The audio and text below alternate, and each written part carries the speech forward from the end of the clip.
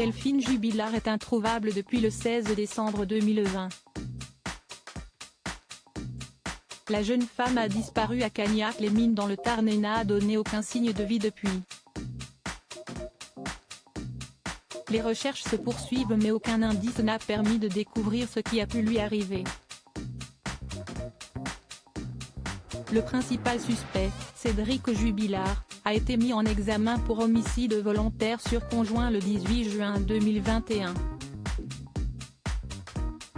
Il ne cesse de clamer son innocence et est incarcéré à la prison de Toulouse 16 depuis. Les recherches se poursuivaient, selon les informations publiées par Le Parisien ce mercredi 20 avril, celles-ci se concentreraient sur les téléphones du couple. Le média explique que celui de Delphine Jubilard a été utilisé à minuit 7. Le smartphone laisse 2 traces correspondant à l'ouverture de fichiers commande baptisés comme Huawei.search et com.huawei. Android.launcher, a d'abord indiqué le journal.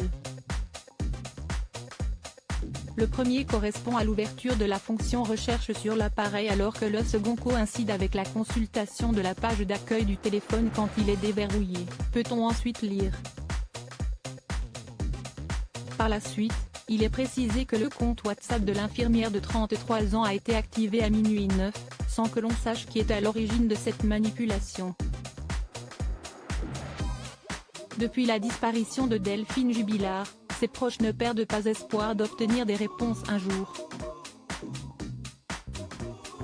Les enquêteurs ont rapidement écarté la piste d'un départ volontaire et tous les regards se tournent vers Cédric Jubilard, son mari avec qui elle était en instance de divorce. Rien n'allait plus dans le couple et la jeune femme, qui en avait marre de sa vie de bidochon, avait l'intention de refaire sa vie avec un homme surnommé l'amant de Montauban. Comme l'a révélé Le Parisien, les 2 téléphones du couple sont analysés. L'appareil de Cédric Jubilard a livré depuis bien longtemps les secrets les plus intimes du couple, peut-on d'abord lire. En effet, les enquêteurs auraient pu mettre la main sur des centaines de messages échangés au cours de l'année 2020 et ceux-ci mettent en avant la séparation houleuse du couple. Ils ont également retrouvé des informations sur la géolocalisation du principal suspect.